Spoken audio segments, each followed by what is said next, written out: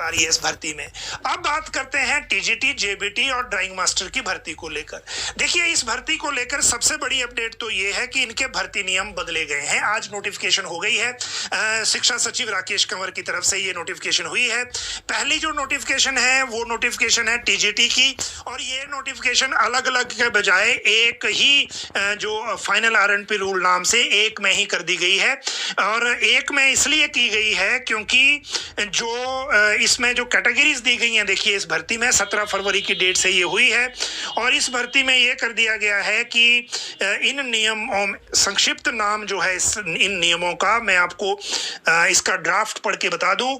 इसका नाम कर दिया गया है कि elementary education, Himachal Pradesh elementary education department trained graduate teacher arts non medical medical group C recruitment and promotion amendment rules 2025। ये 3 के लिए सिंगल है। फिर है इसके में टीजीटी हिंदी, फिर है टीजीटी संस्कृत जिनको एलटी और शास्त्री पहले कहते थे, हो गए 5, और एक है ड्राइंग मास्टर 6, और एक है जेबीटी 7। तो 7 जो भर्ती नियम है वो आज एक साथ नोटिफाई हुए हैं।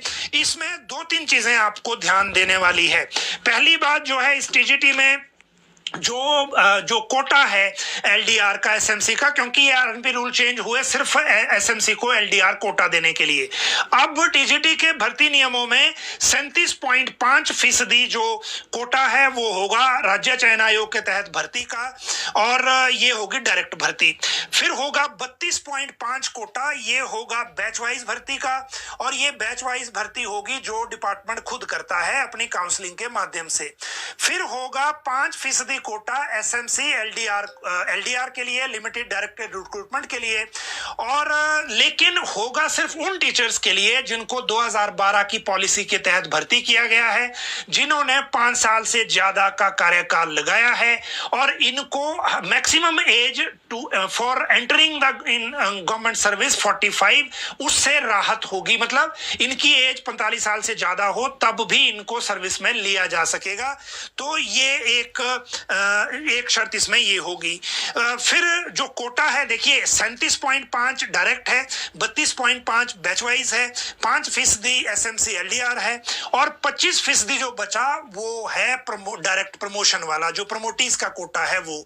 तो ये 100% हो गया, और इसको लागू किया जाएगा ड्राइंग मास्टर, जेबीटी और टीजीटी के लिए।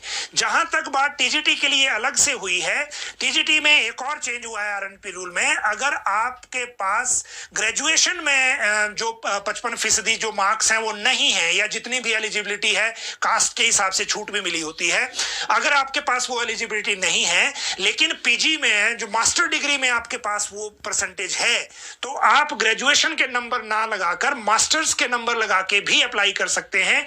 तो आप टीजीटी पोस्ट के लिए एलिजिबल हो जाएंगे।